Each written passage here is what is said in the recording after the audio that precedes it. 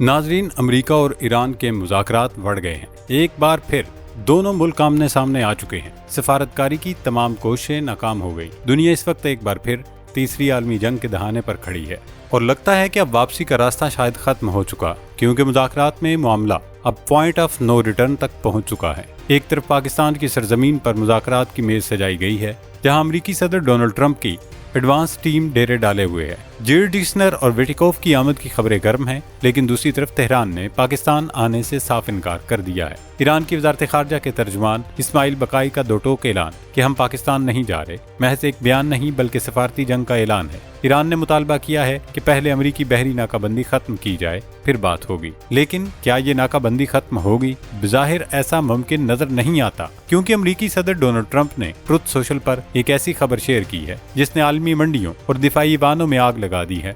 صدر ٹرمپ کا دعویٰ ہے کہ امریکی بحری بیڑے نے آبنائے حرمز میں ایرانی پرچم بردار کارگو جہاز توسکا کو نہ صرف روکا بلکہ اس پر فائرنگ کر کے اسے ناکارہ بنا دیا، اس کے انجن روم کو نشانہ بنایا، اور اب یہ جہاز امریکی قبضے میں ہے۔ سینٹ کام کی جانب سے ایرانی جہاز پر قبضے کی ویڈیو بھی جاری کر دی گئی ہے۔ ایران نے امریکہ کی ڈکیتی قرار دیتے ہوئے جواب دینے کا اعلان بھی کر دیا ہے۔ پاسداران انقلاب کے خاتم الانبیاء ہیڈ کوارٹرز کا کہنا ہے کہ امریکہ کی جانب سے یہ حملہ ایک تجارتی جہاز پر کیا گیا جو چین سے آ رہا تھا۔ اس کا جواب بہت جلد اور بہت سخت دیا جائے گا۔ اطلاعات ہیں کہ ایرانی ڈرونز نے پہلے ہی امریکی بحری جہازوں کو نشانہ بنانا شروع کر دیا ہے۔ ابھی تک اس کی تصدیق نہیں ہو سکی، لیکن صورتحال نارمل نہیں ہے۔ ایران کی پارلیمنٹ کے سپیکر اور مذاکراتی وفد کے سربراہ محمد باقر قالیباف کا بیان امید کی کرن دکھائی دے رہا ہے۔ انہوں نے کہا کہ ایران سفارتی دروازے بند نہیں کر رہا، لیکن اسے اپنے دشمن پر 1% بھی بھروسہ نہیں۔ دوستو، اس پوری صورتحال میں پاکستان کا کردار ایک بار پھر اہم بلکہ کریٹیکل ہو گیا۔ ایک طرف امریکی وفد اسلام آباد میں موجود ہے اور دوسری طرف تہران کا انکار پاکستان کی سفارتی کوششوں کے لیے بڑا چیلنج بن چکا ہے۔ سابق امریکی ڈائریکٹر نیشنل کاؤنٹر ٹیررزم جان کینٹ نے ٹرمپ کو مشورہ دے دیا ہے کہ وہ دنیا کے ٹھیکیدار نہ بنے۔ دوستو، اس وقت $1 ملین سوال یہ ہے کہ کیا پاکستان اس بھڑکتی ہوئی آگ کو ٹھنڈا کر پائے گا؟ کیا جیرڈ ڈکسنز کی پاکستان آمد سے پہلے ہی یہ مذاکرات دم توڑ چکے ہیں؟ اور سب سے اہم سوال، کیا دنیا امریکہ اور ایران کے درمیان ایک بار پھر باقاعدہ جنگ دیکھنے والی ہے؟ اس سب پر ہم اس ویڈیو میں تفصیلی ڈسکشن کریں گے۔ ناظرین، سب سے پہلے بات کرتے ہیں ایران کے انکار کی۔ ایران کی جانب سے مذاکرات سے انکار کی وجہ انتہائی دلچسپ ہے۔ مشرق وسطیٰ کے حالات پر نگاہ رکھنے والے تجزیہ کاروں کا ماننا ہے کہ ایران کی سیاسی قیادت اور پاسداران انقلاب کی سوچ میں خاصا فرق پایا جاتا ہے، اور یہی فرق فریقین میں معاہدے کی راہ میں رکاوٹ ہے۔ مثال کے طور پر جمعہ کو ایرانی وزیر خارجہ عباس عراقچی نے ٹویٹ کر کے اطلاع دی کہ ایران نے آبنائے حرمز کھول دی ہے، لیکن اس کے فوری بعد پاسداران انقلاب نے اعلان کیا کہ ہم نے آبنائے حرمز دوبارہ بند کر دی ہے۔ اس کی وجہ یہ بتائی گئی کہ امریکہ نے ایران کی بحری ناکہ بندی ختم نہیں کی۔ پاسداران نے صرف حرمز ہی بند نہیں کی بلکہ 2 بھارتی جہازوں پر فائرنگ بھی کر دی، جس کی وجہ سے دلی میں کافی غم و غصہ پایا جاتا ہے، اور اس پر انہوں نے ایرانی سفیر کو طلب کر کے احتجاج بھی کیا۔ اب صورتحال یہ ہے کہ امریکی سیکیورٹی ٹیمیں اسلام آباد پہنچ چکی ہیں۔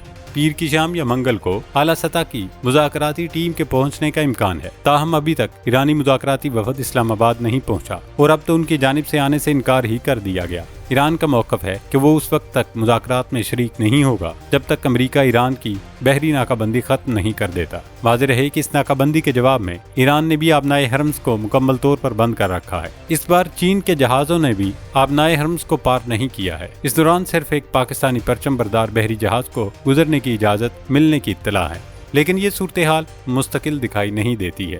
امکان یہی ہے کہ امریکہ ناکہ بندی ختم کر دے گا، جس کے جواب میں ایران نہ صرف آبنائے حرمز کھول دے گا بلکہ ایرانی وفد بھی اسلام آباد کے لیے روانہ ہو جائے گا۔ مختلف عالمی میڈیا اور اوپن انٹیلیجنس ذرائع کا کہنا ہے کہ اس وقت تک دونوں ممالک کے درمیان بنیادی معاملات طے ہو چکے ہیں، اب صرف تفصیلات طے ہونا باقی ہیں۔ مثلاً ایران افزودہ یورینیم حوالے کرنے کو تیار ہے، البتہ اختلاف اس بات پر ہے کہ یہ کس ملک کے سپرد کی جائے۔ ایران اسے چین یا روس کے حوالے کرنا چاہتا ہے، جبکہ امریکہ اسے خود حاصل کرنے کا خواہش مند ہے۔ امریکہ اسے فوری نکالنا چاہتا ہے، جبکہ ایران 6 ماہ سے 1 سال کا عرصہ مانگ رہا ہے۔ اسی طرح ایران جوہری پروگرام کو کچھ عرصے کے لیے منجمد کرنے پر آمادہ بھی ہے، لیکن یہ عرصہ کتنا ہو اس پر اختلاف باقی ہے۔ ایران 5 سال جبکہ امریکہ 20 سال کی مدت چاہتا ہے۔ जवाबन अमेरिका ईरान पर से पाबंदियां हटाने पर आमादा है, लेकिन वो सिर्फ इन पाबंदियों को खत्म करना चाहता है जिन्हें सदर ट्रंप एग्जीक्यूटिव ऑर्डर के जरिए खत्म कर सकते हैं, जबकि ईरान हर तरह की पाबंदियों का मुकम्मल खात्मा चाहता है। अमेरिका ईरान के मुंजमद असासे बहाल करने पर भी आमादा है, लेकिन वो सिर्फ कतर और दीगर अरब ममालिक में की बहाली चाहता है। सबसे अहम मामला अबनाए हरम्स पर कंट्रोल के हवाले से इख्तलाफात हैं। अमेरिका पहले की तरह बैनुल अक़वामी बहाली चाहता है, जबकि ईरान अपने स्ट्रेटजिक कंट्रोल से दस्तबरदार होने को तैयार नहीं। माहिरीन का ख्याल है कि बुनियादी मामलात पर इत्तफाक के बाद किसी दरमियानी नुक्ते पर मुआहिदा होना ज्यादा मुश्किल नहीं है, खुसूसन जब दोनों ममालिक मजीद जंग के ख्वाहान नहीं हैं। इस वक्त असल मसला ये है कि दोनों ममालिक अपनी जीत साबित करने की कोशिशों में मसरूफ हैं, यानी मैदान जंग के बाद अब परसेप्शन की जंग लड़ी जा रही है। अगर ये तफसीलात तय हो गई तो मुआहिदा इस्लामाबाद पर दस्तखत के लिए अमरीकी सदर ट्रंप और ईरानी सदर मसूद पज़ेश्कियान इस्लामाबाद पहुंच जाएंगे, जबकि तकरीब में शिरकत के लिए दीगर आलमी रहनुमाओं की आमद भी मुतवक्को है, जिनमें तुर्की के सदर तैयब एर्दोगान, सऊदी वली अहद मोहम्मद बिन सलमान के अलावा चीन और रूस के वज़राए ख़ारजा भी शामिल हो सकते हैं। लेकिन अगर अमेरिका ने लचक न दिखाई और ईरान की नाकाबंदी खत्म न की तो फिर सूरत हाल बिगड़ सकती है, और यकीनी तौर पर जब अमेरिका को फेस सेविंग नहीं मिलेगी तो वो कुछ भी कर सकता है। इस वक्त तक अमेरिका हर सूरत इस जंग से निकलना चाहता है, क्योंकि उसे अंदाजा हो गया है कि ये जंग उसके गले की हड्डी बन चुकी है। लेकिन अगर ईरान ने समझदारी का मुजाहरा करते हुए डील कबूल न की तो फिर ट्रंप इस जंग को बढ़ा देंगे, जिसमें ईरानी पावर प्लांट्स और पुलों को तबाह करने के बाद अगले मरहले में नौबत एटम बम तक जा सकती है। अगर ऐसा हुआ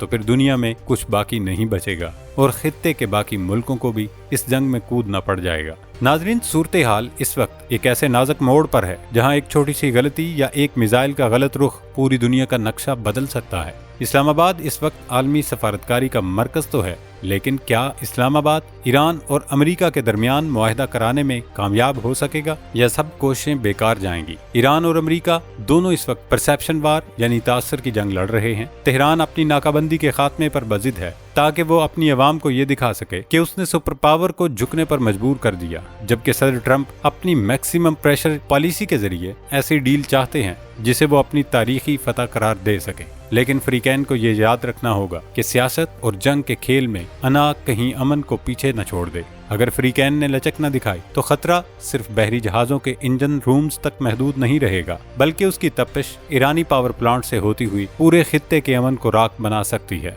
पाकिस्तान इस वक्त एक ऐसे पुल का किरदार अदा कर रहा है जिस पर से गुजर कर ही अमन की मंजिल मिल सकती है। मगर क्या वाशिंगटन और तेहरान इस पुल पर कदम रखने को तैयार हैं? क्या हम आलमी लीडरों को इस्लामाबाद में मुसाफा करते देखेंगे, या फिर खलीज की लहरों से उठने वाला धुआं एक ऐसी जंग का ऐलान होगा जिसमें जीतने वाला कोई नहीं होगा? जॉन केंट जैसे माहिरीन की वार्निंग वाज़ेह है कि दुनिया मजीद किसी एडवेंचर की मुतहम्मिल नहीं हो सकती। आपकी इस बारे में क्या राय है? क्या ईरान को नाकाबंदी के बावजूद मुज़ाकरात की मेज पर आना चाहिए, या अमेरिका को पहले अपने बहरी बेड़े पीछे हटाने चाहिए? अपनी राय से हमें कमेंट सेक्शन में जरूर आगाह करें।